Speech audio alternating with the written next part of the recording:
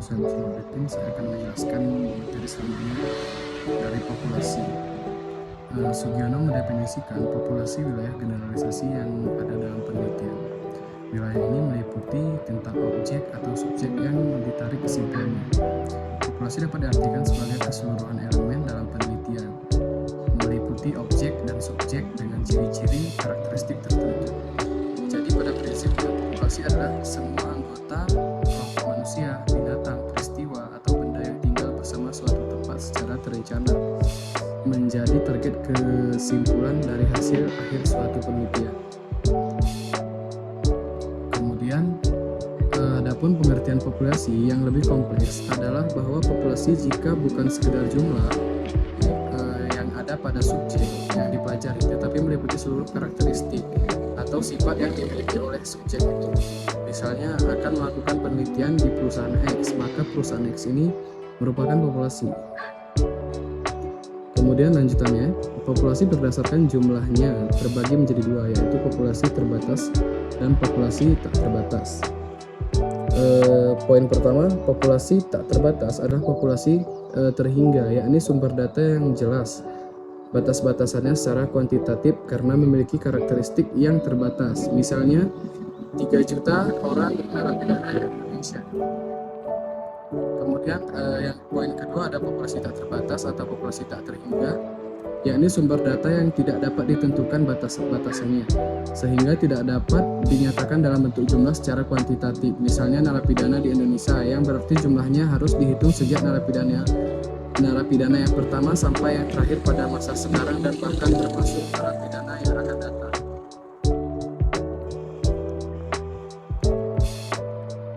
Kemudian populasi sifatnya terbagi dua, yaitu homogen dan heterogen.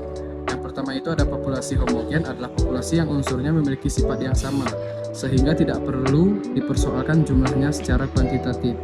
Yang kedua itu ada populasi heterogen, adalah populasi yang dalam unsurnya terdapat sifat variasi sehingga ada batasan baik secara kuantitatif maupun secara kualitatif seperti yang telah dikemukakan di atas. Terima kasih. Halo semuanya, kenalin nama aku Dwi Delia dengan NIM 2206. Selanjutnya itu sampel. Nah, menurut Sugiono sendiri, sampel adalah bagian dari jumlah dan karakteristik yang dimiliki oleh populasi tersebut. Nah, jumlah anggota sampel seni dinyatakan dengan ukuran sampel.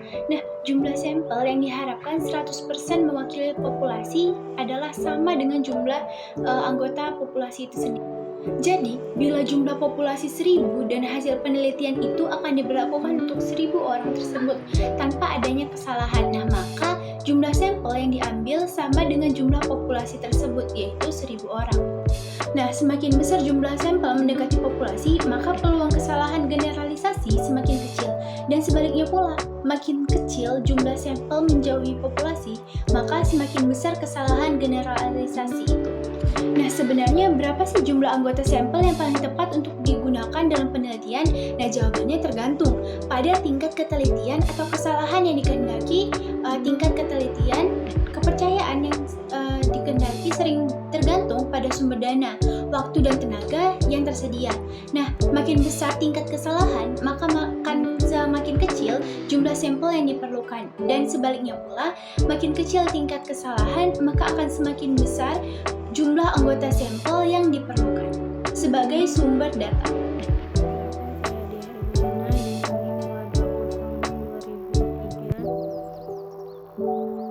Selanjutnya ada teknik sampling, yaitu yang pertama adalah random probability sampling. Adalah teknik sampling yang memberikan peluang sama bagi setiap unsur atau anggota populasi untuk dipilih menjadi anggota sampel. Dengan kata lain, teknik yang dimana peneliti bisa memilih berdasarkan sampel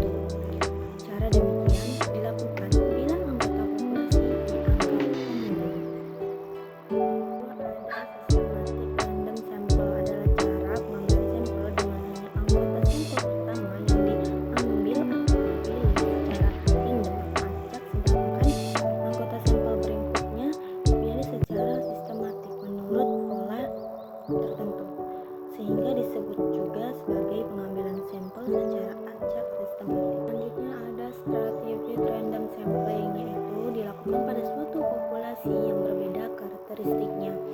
Cara pengambilan sampel di mana populasi distratifikasi menjadi beberapa lapisan berdasarkan kriteria tertentu. Kriteria yang dimaksud dapat berupa variabel penelitian, bisa juga variabel yang dekat dengan variabel penelitian.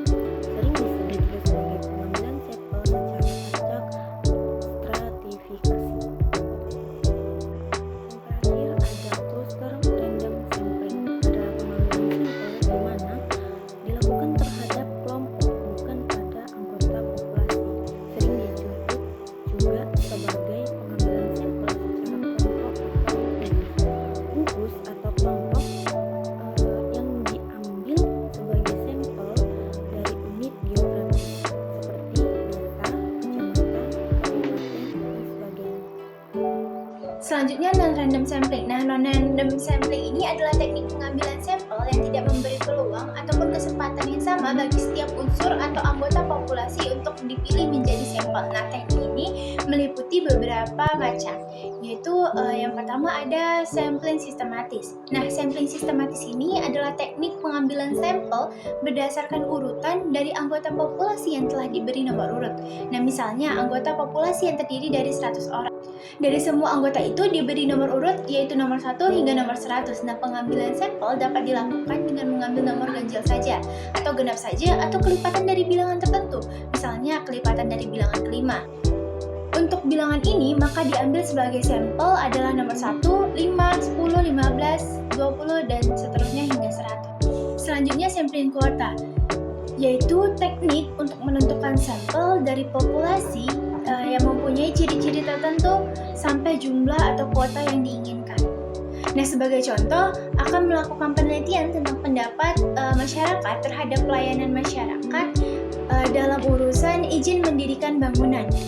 Jumlah sampel yang ditentukan 500 orang. Kalau pengumpulan data yang belum didasarkan pada 500 orang tersebut, maka penelitian dipandang belum selesai karena belum memenuhi kuota yang ditentukan. Nah, bila pengumpulan data dilakukan secara kelompok yang terdiri atas 5 orang pengumpul data, maka setiap anggota kelompok harus dapat menghubungi 100 orang anggota sampel, atau 5 orang tersebut harus dapat mencari data dari 500 anggota sampel.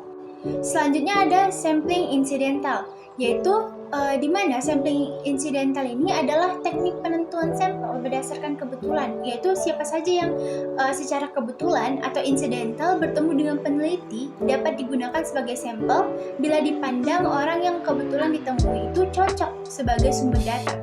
Selanjutnya sampling purposive. Nah, sampling purposive ini adalah teknik penentuan sampel dengan pertimbangan tertentu. Nah, misalnya akan melakukan penelitian tentang kualitas makanan, maka sampel sumber datanya adalah orang yang ahli makanan, ataupun penelitian tentang kondisi politik di suatu daerah, maka sampel sumber datanya adalah orang yang ahli politik. Nah, sampel ini lebih cocok digunakan untuk penelitian kualitatif atau penelitian-penelitian yang tidak melakukan generalisasi. Teknik pengambilan sampel ini banyak digunakan dalam metode kualitatif. Nah, selanjutnya ada sampling jenuh. Nah, sampel yang jenuh adalah sampel yang bila ditambah jumlahnya tidak akan menambah keterwakilan sehingga tidak akan mempengaruhi nilai informasi yang telah diperoleh. Seperti membuat teh manis. Nah, jika gulanya sudah jenuh, maka ditambah gula berapapun tidak akan menambah manis teh yang ada di gelas. Nah, bahkan kalau sudah jenuh, gula yang diaduk itu tidak akan. Penentuan ukuran sampel dengan metode statistik. Besar kecilnya ukuran sampel yang ideal merupakan kombinasi optimal dari beberapa faktor pertimbangan yang diuraikan sebelumnya, sehingga ukuran sampel ideal bersifat relatif. Dengan demikian, sebenarnya tidak ada ukuran pasti atau absolut tentang berapa ukuran sampel yang ideal yang berlaku untuk semua kegiatan penelitian. Karena sulitnya menentukan ukuran sampel yang ideal, maka telah menjadi batasan bahwa dalam praktik penelitian tidak ada ukuran sampel yang sempurna. Namun demikian, para ahli mencoba mendekati dan membuat beberapa model kualitatif atau statistik untuk penentuan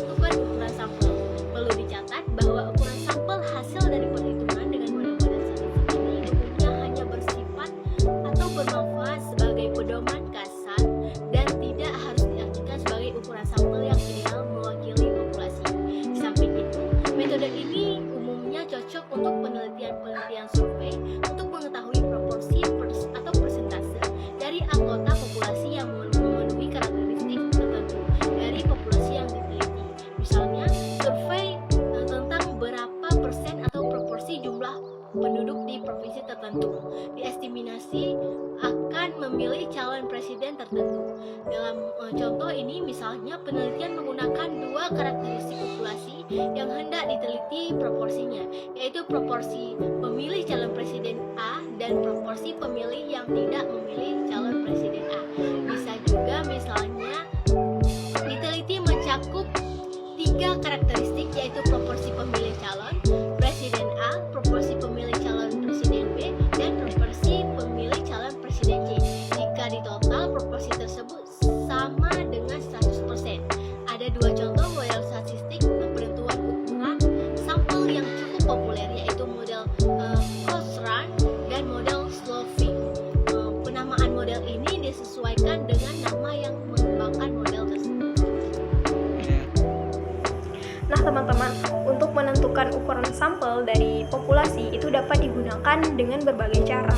Nah misalnya dengan rumus Slovin dalam Sylvia tahun 1993. Nah rumus Slovin ini yaitu N sama dengan N per 1 ditambah dengan NE kuadrat, di mana N yang pertama itu adalah ukuran sampel, itu yang bakal kita cari. Nah, N kedua yaitu N yang di atas, N itu merupakan ukuran populasi, dan E yaitu nilai kritis atau batas ketelitian. Nah, yang diinginkan atau berapa persen kelonggaran atau ketidaktelitian karena kesalahan pengambilan sampel dalam populasi. Nah, itu merupakan rumus untuk menentukan sampel dengan menggunakan rumus Slovin. Nah, teman-teman, mari kita lihat contohnya. Nah, jika dalam suatu penelitian populasi kita sebesar 9.000 orang dan batas kesalahan yang kita inginkan 2%. Nah, berapakah ukuran sampel yang dapat mewakili? Nah, jika kita menggunakan rumus Slovin tadi, kita bisa menggunakan rumus yaitu N sama dengan N per 1 ditambah dengan NE kuadrat. Nah, N kan jumlah populasi yang sudah diketahui. Nah, N di soal kita tadi tuh N-nya 9.000. Nah, diper dengan 1 ditambah dengan NE. N itu adalah jumlah populasinya, sedangkan E tadi itu sedangkan E itu adalah batas kesalahan. Nah, di soal diketahui bahwa ada 2%, berarti 0,2 dan dikuadratkan. Jadi sama dengan 9.000 per 1 ditambah 9.000 dikali dengan 0,04. Nah, 0,004 ini didapatkan dari 0,02 dikuadratkan. Nah, kemudian 9.000 per 1 ditambah 3,6 sama dengan 9.000 per 4,6 sama dengan 1.957 orang. Nah, berarti ukuran sampel yang mewakili dari 9.000 orang itu adalah 1.957 orang. Perkenalkan, nama saya Ferdinand Tambun. Di sini saya akan menjadi pemateri selanjutnya dan saya akan membawakan materi tentang cara mengambil anggota sampel. Nah, pengambilan sampel untuk penelitian kuantitatif pada umumnya dilakukan dengan secara random atau acak yang dapat dilakukan dengan bilangan random, komputer maupun dengan undian. Bila pengambilan dilakukan dengan undian, maka setiap anggota populasi diberi nomor terlebih dahulu sesuai dengan jumlah anggota populasi. Karena teknik pengambilan sampel adalah random, maka setiap sama dipilih M menjadi anggota populasi mempunyai peluang anggota sampel. Untuk contoh di atas, peluang setiap anggota populasi yaitu 1.000. Dengan demikian, cara pengambilan bila nomor 1 telah diambil, maka perlu dikembalikan lagi. Kalau tidak dikembalikan, peluangnya menjadi tidak sama lagi. Misalnya nomor pertama tidak dikembalikan lagi, maka peluang berikutnya menjadi 1/1000 kurang 1 sama dengan 1/999. Peluang akan semakin besar bila yang telah diambil tidak dikembalikan. Bila yang telah diambil di selanjutnya, Rescue dalam buku Research Method for Business tahun 1982 memberikan saran-saran tentang ukuran-ukuran sampel untuk penelitian seperti berikut ini. Nah, yang pertama sendiri, ukuran sampel yang layak dalam penelitian adalah antara 30 sampai 500.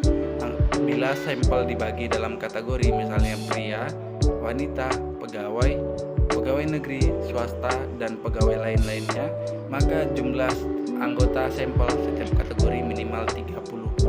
Nah, bila dalam penelitian akan melakukan analisis dengan multivariat yang berarti korelasi atau regresi ganda, maka jumlah anggota sampel minimal 10 kali jumlah variabel yang diteliti. Misalnya variabel yang diteliti adalah 5, yaitu dalam variabel tersebut ada independen dan dependen. Maka jumlah anggota sampel yaitu 10 dikali 5 yang berjumlah hasilnya yaitu 50. Untuk penelitian eksperimen yang sederhana yang menggunakan kelompok eksperimen dan kelompok kontrol, maka jumlah anggota sampel masing-masing antara 10 sampai dengan 20.